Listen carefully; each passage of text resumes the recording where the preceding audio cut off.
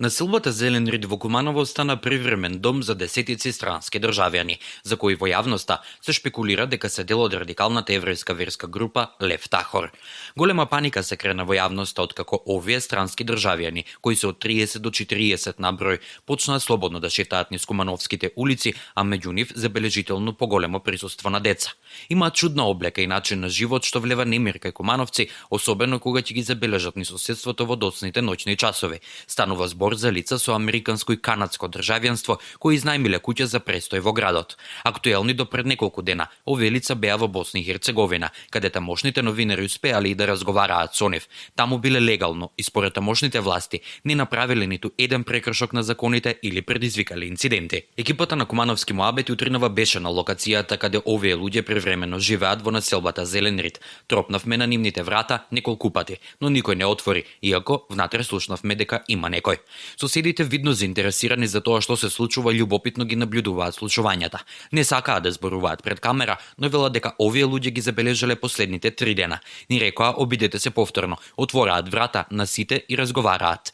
Подоцна друг сосед ни објасни дека вчера вечер откако на социјалните мрежи се проширија информациите за оваа група, голем број луѓе, пред се млади кумановци, биле на нивната адреса. Дел сакале да разговараат со нив, дел ги навредувале, а имало и такви што им ја скршеле портата.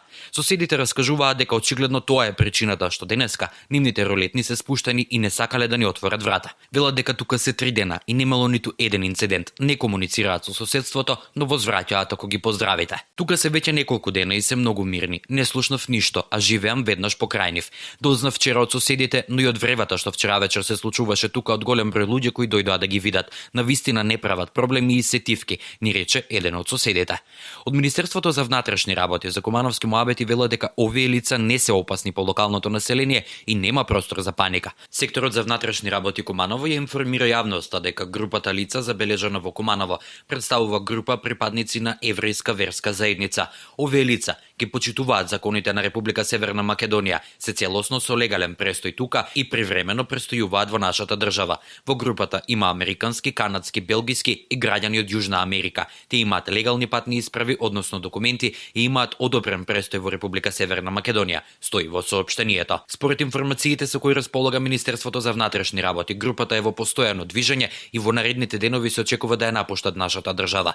СВР Куманово ги информира граѓаните на Куманово дека наведената група не представува никаква опасност и апелира на толеранција и солидарност кон истите, се додава во соопштението.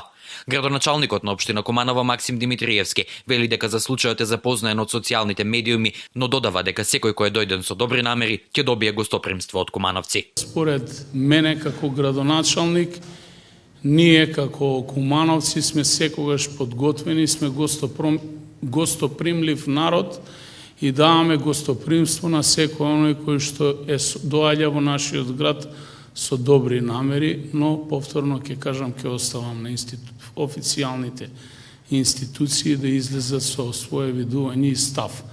Тоест, основ за престој и поради кои причини се лицата тука. Иако засега нема потврда дека станува збор за Лев Тахор, сепак сите досегашни информации одат кон овој еврејски екстремистички култ, кој според сведоштвата на поранешните членови ги учи децата да не им веруваат на луѓето и дека социјалните служби сакаат да ги одземат еврејските деца за да ги воспитуваат како неверници. Сектата е основана во 1980-тите и незината примарна цел била да го практикува јудаизмот како пред 5000 години. Инаку шефот Хелбранс и неговата десна рака Мајер Роснер се обвинети дека се обиделе да принудат малолетна девојка да се омажи за 19 годишник, а целта била да имаа дете. Медиумите ги објавија признанијата на девојчињата кои рекоа дека се родени дома, за да не им се откриваат годините. Групата очигледно има проблеми да се вклопи во општеството. Живеат номадски од држава во држава.